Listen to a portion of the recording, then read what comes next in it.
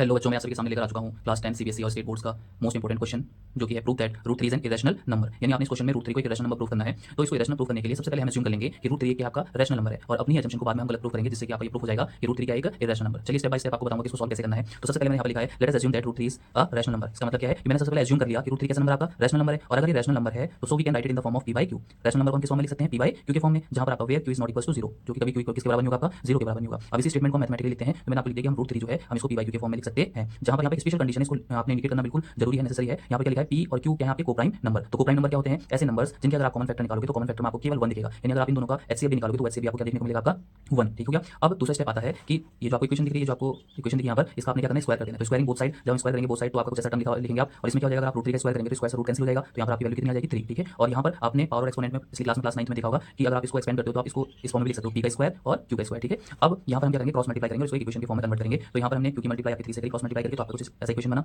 अब इस इक्वेशन का मतलब क्या है? इस इक्वेशन का मतलब क्या है कि अगर हम q स्क्वायर में 3 से मल्टीप्लाई करते हैं तो आपका क्या बनता है? आपकी वैल्यू क्या आती है? p स्क्वायर आती है। इसका मतलब क्या है कि अगर मैं इस नंबर को 3 से डिवाइड करूंगा तो ये कंप्लीटली डिवाइड हो जाएगा, यानी 3 का इसका एक फैक्टर है। तो इसी को मैं थ्योरेटिकली लिखूंगा, तो मैंने थ्योरेटिकली यहाँ पर देखो क्या लिखा है?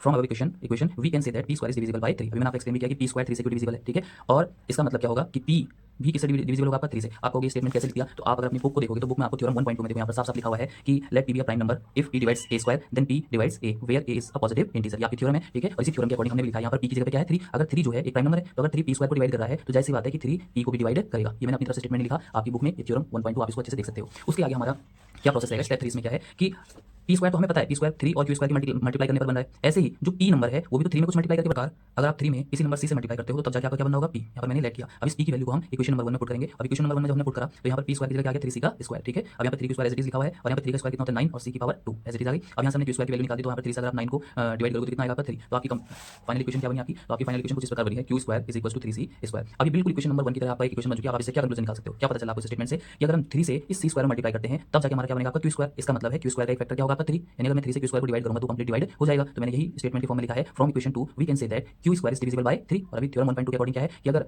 q स्क्वायर 3 से डिविजिबल है तो q भी किससे होगा? आपका डिविजिबल 3 से डिविजिबल होगा। लेकिन हमने क्या माना हुआ था कि p और q ये दोनों तो कैसे नंबर आपके कोप्राइम, तो इसका मतलब है p और q का एक के अलावा कोई और फैक्टर नहीं होना चाहिए था, लेकिन यहाँ 1 के अलावा 3 फैक्टर आ गया। इसका मतलब क्या है कि इट कॉन्ट्राडिक्ट्स अवर अजम्पशन, यानी हमारी अजम्पशन का विरोध करता है। इसका मतलब हमारी जो अजम्पशन थी वो क्या है? आपकी गलत है। इसका मतलब क्या हो जाएगा? So root 3 is an irrational number. अगर आप पूरा इस फॉर्मेट में इसको लिखते हो तो आपको कंप्लीट जितने भी मार्क्स का होगा, 3 मार्क्स का होगा, 2 मार्क्स का होगा, आपको कंप्लीट मार्क्स मिलेंगे। Thank you.